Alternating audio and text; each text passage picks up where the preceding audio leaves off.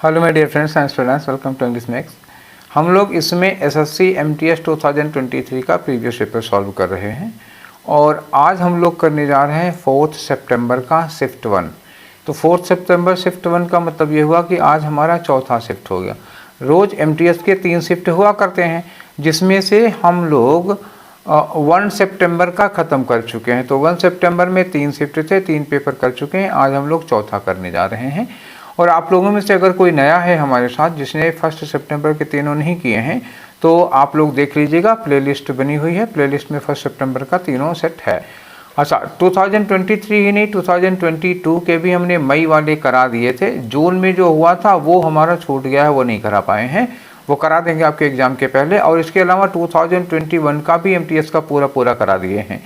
अच्छा, केवल एमटीएस ही नहीं, एमटीएस के अलावा हमने सीएचएसएल का भी सारा करा दिया है, सीजीएल का भी सारा करा दिया है, स्टेनो का भी सारा करा दिया है। सारा मतलब 2022 और 23 करा दिया है। और सीपीओएसआई का भी 22 और 23 का हमने करा दिया है। सीपीओ वालों का पेपर अभी नज़दीक में है, तो आप लोग देख लीजिए। अच्छा, अगर आप केवल एक चीज़ देते हैं, जैसे आप सीजीएल देते हैं या सीपीओ देते हैं, तो ऐसा ये नहीं है कि आप सीपीओ देते हैं तो केवल सीपीओ के प्रीवियस पेपर सॉल्व करिए। आप सारे करिए ना, आप सीजीएल के भी करिए, सीएचएसएल के भी करिए, स्टेनो के भी करिए। स्टेनो और सीपीओ में बहुत सिमिलरिटी है क्वेश्चंस के रेंज में। खैर, सब में सिमिलरिटी ही है, कोई बहुत ज़्यादा 19-20 का फ़र्क होगा, इससे ज़्यादा फ़र्क नहीं पड़ता। तो आप लोग सारे के सारे किया करिए। प्लेलिस्ट सबकी बनी हुई है, सबके प्रीवियस पेपर हैं। सारे प्रीवियस पेपर के डिस्कशन के साथ में उनकी पीडीएफ अटैच हैं, ठीक है। तो पीडीएफ आज वाला भी आपने सॉल्व कर ही लिया होगा, मैंने दोपहर में ही डाल दिया था। तो आप मेरे टेलीग्राम चैनल को ज्वाइन कर लीजिए, डेली दोपहर में आपको पीडीएफ मिल जाया करेगा। और हाँ, रात में 10 बजे आजकल हम लोग लाइव आ रहे हैं। और रात में 10 बजे क्या करते हैं, अगर आपकी वोकैब कमज़ोर है तो आप प्रीवियस ईयर की साइनोनिम हम इस समय डिस्कस कर रहे हैं। तो साइनोनिम में हमने सीपीओ के जो 2023 में जितने भी साइनोनिम पूछे थे वो सारे करा दिए हैं। स्टेनो में 2023 में जितने साइनोनिम पूछे गए थे वो सारे करा दिए हैं। इस समय हम लोग कर रहे हैं सीएचएसएल की साइनोनिम। तो कल रात में सीएचएसएल के 46 क्वेश्चन हम लोगों ने किए थे। आज रात में फिर हम सीएचएसएल के 50 क्वेश्चन साइनोनिम के करेंगे। तो अगर आपकी साइनोनिम इम्प्रूव करनी है आपको, साइनोनिम एंटोनिम का, तो शाम को मिलिएगा 10 बजे हमारे साथ, ठीक है। चलिए, तो टेलीग्राम चैनल पर भी लाइव क्लास का लिंक चला जाता है, आप लोग वहां से ज्वाइन हो लीजिएगा। शाम रात में 10 बजे फिर मिलते हैं, ठीक है। तो स्टार्ट करते हैं आज का डिस्कशन और देखते हैं पहला क्वेश्चन क्या है। पहला क्वेश्चन देखिए, एंटोनिम का ही है। एंटोनिम किसका है? विजडम का। तो विजडम का मतलब क्या होता है? ज्ञान होता है, नॉलेज होती है, अक्ल होती है, इंटेलिजेंसी होती है, ठीक है। तो इसका एंटोनिम पूछा है। एंटोनिम का मतलब क्या होगा? इसका आपको मूर्खता से लगाना पड़ेगा। एक्सपीरियंस क्या होगा? पॉजिटिव सेंस का है, तो ये नहीं हो पाएगा। एक्सपीरियंस होगा तो नॉलेज हो जाएगी ना। मॉडेस्टी भी नम्रता होगी, पोलाइटनेस होती है, तो इसका भी कोई लेना देना नहीं। स्टुपिडिटी क्या होती है? मूर्खता होती है। तो विजडम का एंटोनिम क्या होगा? मूर्खता होगी। और इंटेलिजेंस क्या होगा? इंटेलिजेंस इसका साइनोनिम हो जाएगा, ठीक है। तो एक एंटोनिम है, एक साइनोनिम है, और दो वर्ड कैसे हैं? रिलेटेड ही नहीं है। तो आंसर आपका कौन सा हुआ? 3 वाला हुआ। चलिए आगे चलते हैं क्वेश्चन नंबर 2 में। बेटा, क्वेश्चन नंबर 2 में क्या करना? आपको खाली जगह भरनी है। तो अब खाली जगह क्या भरना क्या है? उसमें बता रहे हैं कि एंटोनिम भरना है किसका? जो ब्रैकेटेड पार्ट में है। ब्रैकेटेड पार्ट में इनिशियल लिखा है। इनिशियल का मतलब क्या होता है? एकदम स्टार्टिंग पॉइंट का, अभी शुरुआती दौर का कोई चीज़ होती है तो वो होता है, ठीक है। स्टार्टिंग का जो एंटोनिम होगा, एंटोनिम स्टार्टिंग का क्या होगा? एंड होगा, ठीक है। चलिए ऑप्शन ढूंढते हैं। तो एक बार सेंटेंस पढ़ लो। लिखा है, the doctor said that the patient named Rumi, Rumi नाम का जो पेशेंट है, is in the initial stage of lung cancer. उसको लंग कैंसर की क्या है? इनिशियल स्टेज है। इनिशियल स्टेज मतलब अभी शुरुआती दौर है, ठीक। तो इसका मतलब ये हुआ कि हमें ऐसा कोई वर्ड ढूंढना है जिसका मतलब हो फाइनल या लास्ट, ठीक है। तो चलिए देखते हैं। एक लिखा है आउटर मोस्ट। आउटर मोस्ट मतलब होता है सबसे बाहर वाला। जैसे मान लो किसी घर में 2-3 गेट हो, तो सबसे बाहर वाली गेट को आउटर मोस्ट कहोगे और सबसे अंदर वाली गेट को इनर मोस्ट कहोगे। तो ये हमारे काम के वर्ड नहीं है। टर्मिनल का मतलब क्या होता है? एकदम आखिरी, एकदम लास्ट, ठीक है। तो ये रहा आपका आंसर, टर्मिनल। इनिशियल का अपोजिट क्या हो गया? टर्मिनल हो गया। अर्ली का मतलब पहले पहले हो जाएगा। तो दूसरा क्वेश्चन हम लोग सॉल्व कर लिए। चलिए आगे बढ़ते हैं, अपना अगला क्वेश्चन देखते हैं। यहाँ फिर हमको खाली जगह भरनी है। ठीक है। लेकिन यहाँ पे क्या पूछ रहे हैं, खाली जगह जो भरना है उसमें क्या लगाना है, कोई इडियम यूज करना है। और इडियम कैसे आप भरेंगे, पहले आप स्टेटमेंट देखेंगे, सिचुएशन समझेंगे, सिचुएशन के हिसाब से आपको इडियम लगाना है। तो चलो सिचुएशन देखते हैं। We broke the traffic rule, आपने ट्रैफिक नियम तोड़ा, अननोइंगली मतलब अनजाने में ही तोड़ा, लेकिन ट्रैफिक नियम तोड़ा है। While coming back from the party, party से आ रहे होंगे, थोड़ा ज़्यादा लग गई होगी, तो ट्रैफिक नियम तोड़ा। इसके लिए now we have to dash sooner or later, sooner or later का मतलब क्या होगा, कभी ना कभी तो इसकी सजा भुगतनी होगी। तो यहाँ पे उसका क्या होगा, उसका खामियाजा भुगतना। खामियाजा भुगतने के लिए क्या होता है, फेस द म्यूजिक, आप जो किए हैं, जो आपकी करतूत है, उसका जो भी नेगेटिव, खासतौर से नेगेटिव के लिए होता है, पनिशमेंट के लिए यूज़ किया जाता है। फेस द म्यूजिक मतलब डांट फटकार खाना या पनिशमेंट पाना। पनिशमेंट फाइनेंशियल भी हो सकती है, फाइन वगैरह हो सकती है, या कॉर्पोरल पनिशमेंट होती है, शारीरिक दंड भी हो सकता है। ठीक है, क्लास में बदतमीजी करते हैं तो कॉर्पोरल पनिशमेंट मिलता है। ऐसे ट्रैफिक रूल तोड़ोगे तो फाइनेंशियल फाइन वगैरह देना पड़ेगा। तो फेस द म्यूजिक, ठीक है, यहाँ म्यूजिक का मतलब संगीत नहीं है, फेस द म्यूजिक का मतलब होगा अपने कर्मों की मतलब सजा भुगतना। ठीक है, अच्छा ये तो आंसर हो गया। क्राई फॉर द मून का मतलब क्या हुआ, you are wishing for impossible, मतलब चांद पाना है आपको, खिलौने के लिए चांद के लिए आप रो रहे हैं, छोटे बच्चे जैसे रोते हैं, तो ये क्या होता है, आप असंभव पाने की कोशिश कर रहे हैं, तो ये हो गया। बिट डेफियंस, डेफियंस क्या वर्ड है, ये डिफाई से बना हुआ है। डिफाई का मतलब क्या होता है, ना मानना, डिसओबे करना, कोई चीज़ होती है, फॉलो ना करना, ये होता है। डेफियंस होगा उसी का मतलब उल्लंघन एक तरह से। अच्छा, लुक शार्प, लुक शार्प का मतलब क्या होता है, आप बड़े ही अलर्ट नज़र आ रहे हैं, बड़े ही केयरफुल नज़र आ रहे हैं, तो वो हो जाता है लुक शार्प, बहुत अलर्ट के लिए लगता है। चारों इडियम का मतलब समझ गए। चलिए आगे बढ़ जाते हैं, अब वहाँ कुछ नहीं रखा है, अगले क्वेश्चन पे आ जाओ, चौथे पे। तो लिखा है कि my friends business has grown by leaps and bounds, फिर एक बार इडियम आया।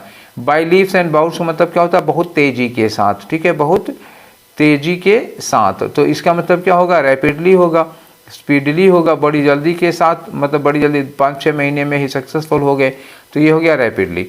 एमलेसली का मतलब होता है बिना मतलब के, बिना उद्देश्य के। परफेक्टली मतलब, अब देखो परफेक्टली भी पॉजिटिव सेंस है, लेकिन परफेक्टली होता है पूरी तरह से, जबकि लीप्स एंड बाउंड्स का मतलब बड़ी तेज़ी के साथ, तो परफेक्टली नहीं लगेगा, स्लोली तो अपोजिट हो जाएगा। ठीक है, आंसर 2 हुआ। अब आगे बढ़ जाओ, अब यहाँ कुछ नहीं रखा है। क्वेश्चन नंबर 5 में यहाँ क्या है, अंडरलाइन किया हुआ है कुछ, लेकिन अब की बार इडियम नहीं है। यहाँ क्या करना है, आपको सब्स्टिट्यूट करना है, इसको इम्प्रूव करना है। देखें इसमें क्या गलती है। तो peer pressure is bound, peer pressure is bound to effect most of us both positively and negatively. तो 2 के बाद ये जो इफेक्ट लिखा है वो गलत है। देखो इफेक्ट जो होता है ना, ये नाउन होता है। इफेक्ट क्या होता है, नाउन होता है। और जो अफेक्ट होता है AFFECT, ये वर्ब होती है। क्लियर, समझ रहे हो। तो अब 2 के बाद क्या लगानी होती है, 2 के बाद हमें वर्ब की फर्स्ट फॉर्म लगानी होती है। तो ये इफेक्ट गलत है, यहाँ अफेक्ट चाहिए। तो टू प्रॉम्प्ट ये नहीं होगा, न इन्वोक होगा, न इम्पीड होगा, क्या होगा, टू अफेक्ट होगा, to affect most of us. तो 40 वाला आपका आंसर हो गया। चलिए आगे चलते हैं 6 नंबर पे। 6 में क्या करना है, आपको एरर बतानी है। देखो एरर बतानी है, लेकिन सेंटेंस में कहा जो अंडरलाइन किया, या तो इफ़ ही में गलती होगी, या तो विल कम में गलती होगी, या वी विल में गलती होगी, या तो ऑन टाइम होगी। तो बेटा एक बात बताएं, जितना इफ़ वगैरह होता है या जितने भी कंडीशनल कंजंक्शन होते हैं, इफ़ है, अनलेस है, इन केस है, ये हो गए, या टाइम के जो कंजंक्शन है, व्हेन, व्हेनेवर, व्हाट, व्हेनसोएवर है, एज सून एज है, ठीक है, टिल है, अनटिल है, इन सब के साथ विल शैल नहीं लगता। तो ठीक, इफ़ के साथ विल या शैल फ्यूचर टेंस नहीं लगाना है। तो यहाँ इफ़ लगा हुआ है, पहले वाले में इफ़ लगा है, तो ये जो विल लगा हुआ है ये विल नहीं होना चाहिए था। If he comes, if he will come, if he comes, तो आपका आंसर कौन हो गया, ये विल जिसमें लगा है वो गलत हो गया, तो तीसरा वाला आंसर होगा। चलिए आगे बढ़ते हैं, क्वेश्चन नंबर 7 में देखते हैं क्या होगा। 7 में करना क्या है, अंडरलाइन कुछ किया हुआ है, एक इडियम है बेकर्स डजन। तो पहले आप बेकर्स डजन का मतलब समझो। तो जैसे इंग्लैंड वगैरह की एक परंपरा थी, जैसे बेकर वगैरह के यहाँ से, बेकर समझ रहे हो ना, बेकरी जहाँ बिस्किट वगैरह, नान खटाई वगैरह ये सब मिलती है, ब्रेड वगैरह। तो बेकर से पहले लोग जब सामान वामान लिया करते थे तो 1 दर्जन में लेते थे, तो 1 दर्जन में कितना होता है, 12 होता है। तो कुछ लोग ये आरोप लगाते थे इनके ऊपर कि ये कम देता है, कम देता। तो जो बेकर लोग थे उन्होंने सोचा कि 12 नहीं, 12 में 1 और दे दो, ताकि लोग ये ना कहें कि कम दिया है। तो अगर आप किसी बेकर से 1 दर्जन मांगेंगे, 1 डजन मांगेंगे, तो वो 13 दे दिया करता था, ताकि लोग ये ना कहें कि कम देता है। हालांकि अब ऐसा नहीं होता है, ठीक है। तो बेकर्स डजन क्या होता है, 13, ग्रुप ऑफ 13 होगा, ठीक है। अच्छा है ना, अब इंडिया में भी होना चाहिए बेकर्स डजन 13 देना चाहिए, पर ऐसा होता नहीं है, ठीक है। आगे बढ़ लेते हैं, अगला क्वेश्चन करते हैं, क्वेश्चन नंबर 8 आपका। तो 8 में क्या करना है, खाली जगह भरनी है। देखो क्या लिखा हुआ कि ही जनरली अवॉइड्स आर्गूमेंट्स, कोई ऐसा आदमी है जो आर्गूमेंट मतलब बहस को अवॉइड करता है, एज मैनी क्योंकि he is dash by nature. तो कोई आदमी जो बहस को अवॉइड करेगा वो बाई नेचर क्या होगा, बहुत शांत प्रिय होगा, जिसको शांति पसंद होगी।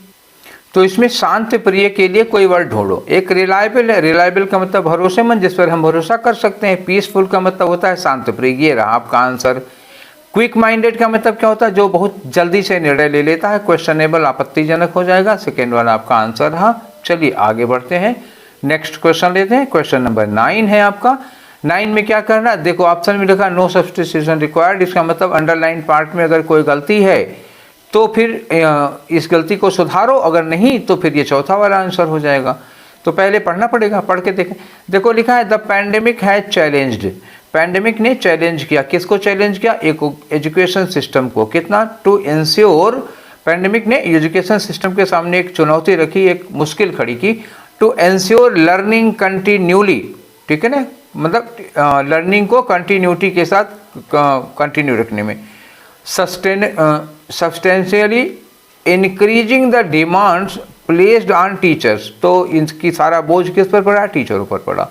तो इसमें कोई ग्रामेटिकल एरर नहीं है, तो आंसर क्या होगा, नो सब्स्टिट्यूशन रिक्वायर्ड। क्लियर हो गया। चलिए अब देखो, अगर क्रॉस चेक करना चाहते हो तो देखो, टू के बाद आईएनजी फॉर्म नहीं लगती, फॉर के बाद फर्स्ट फॉर्म नहीं आईएनजी फॉर्म लगती है, इन के बाद भी और की आईएनजी फॉर्म लगनी चाहिए, है कि नहीं। तो मतलब कोई भी प्रीपोजिशन होता है टू को छोड़कर तो और की आईएनजी फॉर्म लगती है, और टू के बाद फर्स्ट फॉर्म लगती है, तो टू के बाद आईएनजी फॉर्म लगा दिया, फॉर और इन के बाद फर्स्ट फॉर्म लगा दिया, तीनों गलत हो गए, ठीक। चलिए आगे चलते हैं, क्वेश्चन नंबर 10 देखें। इनकरेक्टली स्पेल्ड वर्ड, कौन सा वर्ड है जिसकी स्पेलिंग इनकरेक्ट है। तो अडॉप्ट की स्पेलिंग तो एकदम से सही है, फिलहाल ये आंसर नहीं होगा। एडवर्टाइजमेंट की भी स्पेलिंग एकदम करेक्ट है, ये भी आंसर नहीं होगा। कंटेनर की स्पेलिंग भी एकदम करेक्ट है, ये भी आंसर नहीं होगा। कंटेंटमेंट की स्पेलिंग गलत है, भाई एक तो गलत होना ही था ना, तो यही आपका आंसर होगा। आप कहेंगे कंटेंटमेंट की सही स्पेलिंग क्या है, देखो तो पहले कंटेंट लिखो, CONTENT होता है, यही ध्यान रखना, टेंट होता है कंटेंट में, बाद में मेंट की तो सही ही है। इन्होंने गलती कहाँ पे की थी, कंटेंट में, ये यहाँ पर गलती की थी, तो ये आपका आंसर हो गया। मीनिंग जानते हैं, अडॉप्ट मतलब क्या होता है, किसी को अडॉप्ट करना, गोद लेना होता है। एडवर्टाइजमेंट पता ही है। कंटेनर का मतलब कोई बर्तन होता है जिसमें कोई चीज़ रखी जाती है। कंटेंटमेंट क्या होता है, संतुष्टि होती है, जिसको आप कहते हैं सेटिस्फैक्शन, ठीक है। तो ये हो गई संतुष्टि, एक्चुअली कंटेंट होता है ना संतुष्टि, ये होता है कंटेंट, कंटेंटमेंट हो गया। चलिए आगे चलते हैं, नेक्स्ट क्वेश्चन करते हैं 11। तो 11 में क्या है, वही नो इम्प्रूवमेंट रिक्वायर्ड है। तो यहाँ देख लेते हैं कि बोल्डर अमंग, इसमें कोई गड़बड़ी अगर हुई तो ठीक है, नहीं तो नो इम्प्रूवमेंट कर देंगे। तो लिखा है जैक बीइंग द वाइजर, जो जैक है वो ज़्यादा समझदार था, एंड बोल्डर मतलब वो ज़्यादा समझदार है और बोल्डर। तो अगर वाइजर लिखा है, वाइजर के साथ बोल्डर लिखा है, दोनों कंपैरेटिव डिग्री है, तो यहाँ तो बोल्डर में कोई गलती नहीं है। Among the two of us, हम दोनों में से, तो जब हम टू का यूज करते हैं तो टू के लिए हम अमंग नहीं लगाते हैं, क्या लगाते हैं, टू के लिए हम बिटवीन यूज करते हैं, तो ये गलती हो गई। तो बोल्डर तो रहेगा लेकिन बिटवीन होना चाहिए, तो बोल्डर बिटवीन, ये हो गया बोल्डर बिटवीन। अच्छा, दो लोग हैं, ध्यान रखिएगा, दो में हम सुपरलेटिव बोल्डेस्ट नहीं लगा सकते, तो ये दोनों गलत हो गया। आपका कौन सा ऑप्शन सही होगा, फर्स्ट वाला होगा, कारण सहित। अगर ना समझ में आया हो तो हमें बताइएगा, ठीक है। चलिए आगे, तो ये एक बार फिर से एरर का क्वेश्चन है, लेकिन अब की बार एरर के टाइप में थोड़ा डिफरेंस है, वही ढूंढना है जहाँ अंडरलाइन किया हुआ। तो यहाँ पे हैड टू में आप गलती ढूंढिएगा, बेडरूम अमंग ढूंढिएगा, देम वन फॉर ढूंढिएगा, गर्ल्स एंड वन करिएगा। इतने में कहाँ गलती है, तो पहले आपको पढ़ना पड़ेगा। They had 2 bedrooms among them, सीधे बोला they had 2 bedrooms among them. अब यहाँ से चलो तोड़ो उसको, 1 फॉर द गर्ल्स एक हो गया, एंड 1 फॉर द बॉयज, ऐसे इन्होंने कहा। तो इनके पास 2 बेडरूम है, एक लड़कियों के लिए एक लड़कों के लिए, तो एक है किसके लिए, फॉर गर्ल्स है। अच्छा, जब आप फॉर गर्ल्स और फॉर बॉयज लगा रहे हैं तो यहाँ पर अमंग देम क्यों लगा रहे हैं, वही लड़के लड़कियां तो ये देम भी हैं, तो अमंग क्यों लगा रहे हैं, यहाँ भी फॉर क्यों नहीं लगा रहे हैं। They had 2 bedrooms for them, 1 for the girls and 1 for the boys. तो अगर गर्ल्स के लिए बॉयज़ के लिए फॉर लगाए तो देम के लिए भी फॉर ही लगना चाहिए था। तो ये जो अमंग लिखा है बेडरूम अमंग, यही गलत हो गया आपका। ठीक है, तो इसमें गलत क्या हुआ है इन्होंने सेंटेंस में खुद ही बता दिया था, आपको थोड़ा अलर्ट रह के ढूंढना था बस। ठीक है, चलिए आगे बढ़ते हैं। अगला क्वेश्चन है 13। क्या करें, इसमें स्पेलिंग एरर है किसी सेंटेंस में, मतलब किसी क्या सारे सेंटेंस में एरर ही है। एक ऐसा सेंटेंस है जिसमें कोई एरर नहीं होगी।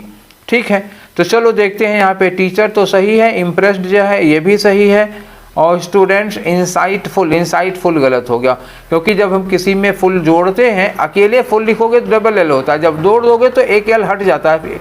जैसे ब्यूटीफुल में सिंगल एल होता है, केयरफुल है, ठीक है, हार्मफुल है, वैसे इंसाइटफुल में एल सिंगल होगा। तो इसमें और ज़्यादा पढ़ने की जरूरत नहीं, एक गलती आपको मिल गई वहीं छोड़ दिया करिए। तो यहाँ आ जाओ, द टीचर सही है, इम्प्रेस्ड, इम्प्रेस में डबल आर नहीं होता, IMPRES डबल होता है। ठीक है, तो ये भी गलत हो गया, इनको भी यहीं गोली मारो। आगे बढ़ जाओ, यहाँ लिखा द टीचर सही है, इम्प्रेस्ड सही है, PRESS, हाँ ठीक है। स्टूडेंट्स इंसाइटफुल, इंसाइटफुल सिंगल है, ठीक है। एनालिसिस भी सही है, नॉवेल भी सही है, विच डिमॉन्स्ट्रेटेड ये भी सही है, डीप अंडरस्टैंडिंग ये भी सही है, कॉम्प्लेक्स भी सही है, थीम्स की भी सही है, मोटिव्स की भी सही है। तो ये तीसरा वाला है जिसमें सारी स्पेलिंग सही है। और चौथे वाले में देख लो, इम्प्रेस्ड में यहाँ क्या होता है, ये डबल एस होना चाहिए कि नहीं होना चाहिए, हो गई, गलती मिल गई हमको, और क्यों पढ़ेंगे, हमें एक गलती मिल गई, हमारा काम खत्म हो गया। तो इसमें आंसर कौन सा होगा, थर्ड वाला होगा। ठीक, चलिए आगे बढ़ते हैं, इसमें और कुछ नहीं रखा है। आगे आ जाओ, तो एक वन वर्ड सब्स्टिट्यूशन का क्वेश्चन है। लिखा है टू गो अवे सडनली, अचानक कहीं चले जाना, और सीक्रेटली मतलब दबे पाँव, चुपके से खिसक लेना, ऐसे ही समझ लो। To go away suddenly and secretly मतलब कहीं चुपके से खिसक लेना। इन ऑर्डर टू एस्केप, अच्छा बचने के लिए, फ्रॉम समवेयर, ठीक है ना, तो कहीं अपने आप की अपनी जान बचाने के लिए, जैसे पुलिस आपको पकड़ के ले जा रही है, आप धीरे से खिसक लिए वहाँ से, तो कस्टडी से निकल भागने के लिए, या मम्मी ने बुलाया कि चलो बर्तन धो दो, तुम धीरे से वहाँ से खिसक लिए, उसको क्या कहते हैं, एब्सकॉन्ड कहते हैं। ठीक, किसी जिम्मेदारी से या अरेस्ट से जब भाग लेते हैं, बच निकलते हैं, तो उसको एब्सकॉन्ड कहा जाता है। आंसर हो गया 2 वाला। एक वर्ड है आपका कौन सा, एक्सकैवेट है। तो एक्सकैवेट का मतलब जानते हैं क्या होता है, खुदाई करना, एक्सकेवेशन होता है, यहीं कहीं हिस्टोरिकल साइट वगैरह मिल जाती है तो वहाँ पे खुदाई चलती है। वेनिश का मतलब क्या होता है, डिसअपियर, डिसअपियर के लिए ये वेनिश लगता है, वो अरेस्ट से बचने के लिए नहीं भागे हैं, ये डिसअपियर हो जाते हैं। जैसे नारद जी आए, नारायण दिखाई पड़ गए, नारायण गायब हो गए। और इरेडिकेट का मतलब क्या होता है, इरेडिकेट का मतलब रिमूव कर देना, कोई चीज़, कोई बुराई वगैरह के लिए खास तौर से यूज किया जाता है, जैसे दहेज प्रथा है, इस तरह की तमाम बुराइयाँ हैं वो इरेडिकेट होती हैं समाज से। ठीक है, तो चारों आंसर हो गया ना, चारों वर्ड का मतलब समझ गए, आंसर आपका सेकंड वाला है। अब आगे बढ़ लेते हैं हम लोग क्वेश्चन नंबर 15 में। 15 में क्या, इनकरेक्टली स्पेल्ड वर्ड है, तो देखो इसमें क्या कहना, आर्ग्यूमेंट की स्पेलिंग तो सही है, फिलहाल आंसर नहीं होगा। अमेचर की भी सही है, ये भी आंसर नहीं होगा। राइटिंग की स्पेलिंग ये गलत है, तो यही आपका आंसर हो गया। तो बिगिनिंग भी सही ही होगा, ठीक है, आंसर नहीं होगा। तो राइटिंग की स्पेलिंग क्या होती है, देखो राइट में होता है WRITE, ठीक है। जब इसमें आप ING लगाओगे तो इसका जो ई है वो हट जाएगा, तो ये क्या बन जाता है, WRITING। हाँ, डबल टी किस में होता है पता है ना, रिटन जब लिखते हैं, RITTEN, रिटन लिखते हैं तो डबल टी होता है, राइटिंग लिखते हैं तो सिंगल टी होता है। ठीक है, अगर ऐसा कोई डाउट हो तो अब नहीं होना चाहिए, क्लियर इट। चलिए आंसर आपका कौन सा था इसमें, थर्ड वाला। आगे चलो, अगला क्वेश्चन है 16 नंबर का। तो 16 नंबर में देखो, आपको बताना है इसमें इडियम, ठीक है, एक सिचुएशन दी गई है। सिचुएशन क्या, ये दिया हुआ ब्लेसिंग इन डिस्गाइज, ये ब्लेसिंग इन डिस्गाइज इसका मतलब बताना है आपको। तो सिचुएशन पढ़ लीजिए, जैसे हमको तो ब्लेसिंग इन डिस्गाइज का मतलब पता है, हम तो ऐसे भी लगा लेंगे। अगर आपको नहीं पता है तो मतलब निकालेंगे कैसे, पहले ये सीख लीजिए। देखो लिखा है कि टिम कोई बच्चा है या बड़ा भी हो सकता है, ज्वाइन द फैमिली बिजनेस, ठीक है, टिम ने फैमिली बिजनेस को ज्वाइन किया। क्यों, क्योंकि he failed in his final degree examination, जब वो ग्रेजुएशन कर रहे थे तो फेल हो गए थे। अच्छा, लिखा seeing the growth of the family business now, जब वो फैमिली बिजनेस की ग्रोथ देख रहा था तो it seems like teams earlier failure was blessing in disguise, तो जब वो ग्रेजुएशन में फेल हो गया था, वो उसके लिए क्या हो गया, उसके लिए ब्लेसिंग इन डिस्गाइज हो गया। मतलब क्या होगा ब्लेसिंग इन डिस्गाइज का? अब इसी टीम के ऊपर जाओ, जब वो ग्रेजुएशन में फेल हुआ था तो उसको बहुत बुरा लगा था, और उसके बाद क्या हुआ, उसने पढ़ाई छोड़ दी, बुरा तो बहुत लगा, पढ़ाई छोड़ दी, फैमिली बिजनेस संभालने लगा, और फैमिली बिजनेस बड़ी जल्दी क्या हुआ, खूब बढ़िया सा ग्रो कर गया। तो अब उसको खुशी होगी, अब वो सोच रहा होगा ना, भले फेल हो गए थे, अब कम से कम ये काम बिजनेस तो संभाल लिए। तो ब्लेसिंग इन डिस्गाइज का मतलब होता है ना, कोई चीज़ जो शुरुआत में बुरी लगे, कुछ ऐसा होता भी बुरा ही है, कुछ ऐसा बुरा हो गया कि वो उस समय आपको बुरा लगेगा, लेकिन आगे चल के उसका रिजल्ट बड़ा अच्छा आता है। सपोज करो जैसे आप बस पकड़ने जा रहे हो, आप कोई बस पकड़ने जा रहे थे, वो बस छूट गई, तो जब आप बस छूट जाएगी तो बहुत बुरा लगता है, लेकिन पता लगा आगे चल के थोड़ी देर बाद उस बस का एक्सीडेंट हो गया, तो अंदर अब मन ही मन आदमी को तो हे भगवान, थैंक गॉड हम बच गए, भले हमारी बस छूट गई थी। तो इसी तरह क्यों कहते हैं ब्लेसिंग इन डिस्गाइज, जो शुरू कोई ऐसा काम जो आपके साथ अच्छा नहीं हुआ, जो आपको बुरा लगेगा, लेकिन कुछ दिन के बाद आपको पता चलेगा कि नहीं अच्छा ही हुआ था। ठीक है, तो ये है something good that is not recognised at first, कोई अच्छा काम, कोई अच्छी चीज़ जो शुरू शुरू में हम नहीं जान पाते हैं, तो यही आंसर हो जाएगा। डिफ़िकल्ट टाइम नहीं होगा, मिस्टेक नहीं होगा, गुड डिसीजन नहीं होगा। ठीक है, चलिए आगे चलते हैं। 17 में देखें क्या है। 17 में आपको साइनोनियम बताना है किसका, पेक्यूलियर का। पेक्यूलियर का मतलब क्या होता है, बहुत ही खास, एकदम स्पेशल होता है। जो पेक्यूलियर होगा सबसे अलग होता है, सबके जैसा नहीं होगा। ठीक है, तो जोबियल का मतलब क्या होता है, जोबियल कोई आदमी होता है ना, फ्रेंडली और चीयरफुल होता है, बहुत खुश मिजाज होता है, फ्रेंडली एंड चीयरफुल होगा ये आदमी। नॉर्मल, नॉर्मल तो हो ही नहीं सकता, अगर अपोजिट पूछता तो पेक्यूलियर का नॉर्मल अपोजिट हो जाता, ये नहीं आएगा, इसका लेना देना नहीं है। स्ट्रेंज का मतलब होता है विचित्र, स्पेशल होगा, जो स्ट्रेंज होगा वो नॉर्मल नहीं होगा। ठीक है, तो ये आपका साइनोनिम हो सकता है। और नीट का मतलब एकदम साफ सुथरा, क्लीन, इसका कोई लेना देना नहीं है। आंसर कौन सा हो गया, थर्ड वाला हो गया। अब आगे आते हैं आपके क्वेश्चन नंबर 18 में। यहाँ लिखा है कि गॉड ओवर, गार्ड ओवर का मतलब, अच्छा पहले पढ़ लो, god over making mistakes by carefully checking the assigned task. इन्होंने कहा कैसे, by carefully checking the assigned task, मतलब जो आपको काम सौंपा गया है उसको क्या करो, केयरफुली चेक करो, केयरफुली चेक करना है, और उसमें जो गलतियां होती हैं, मेकिंग मिस्टेक्स, उसको क्या करना है, बचाना है। अब देखो क्या सेंस आया, कायदे से जो आपको टास्क दिया गया उसको बहुत केयरफुली चेक करके आप गलतियां करने से बचो। क्या होता है, बचो, गलतियां करने से बचो। और गार्ड ओवर का क्या मतलब है, ये जो गार्ड ओवर लिखा है, तो गार्ड ओवर का मतलब क्या होता है, वॉच करना।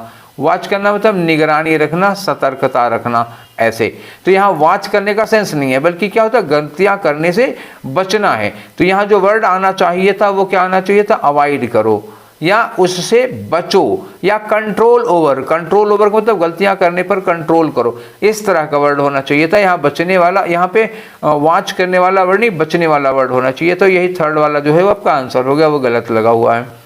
19 में आओ, तो 19 में क्या करना है, वन वर्ड बताना है आपका, पुट एन एंड टू। ये वर्ड दिया हुआ है, पुट एन एंड टू, क्या, स्लेवरी। पूरा सेंटेंस पढ़ो। Many people fought to put an end to slavery during the civil war. जब सिविल वार चल रहा था, गृह युद्ध चल रहा था, खासतौर से अमेरिका की बात है, अमेरिका में जब गृह युद्ध चल रहा था तो बहुत से लोग लड़े थे, किस लिए, इसको स्लेवरी, गुलामी की प्रथा को खत्म करने के लिए। तो पुट एन एंड टू का मतलब क्या हुआ, खत्म करना, समाप्त करना। तो एबडक्ट करना क्या होता है, एबडक्ट करना होता है किडनैप करना। ठीक है, फिरौती उरौती के लिए एबडक्ट, किडनैप का सेकेंड वर्ड दूसरा साइनोनिम होता है ये। एबोलिश का मतलब क्या होता है, एकदम से रिमूव करना, जड़ से समाप्त करना, रिमूव करना। ठीक।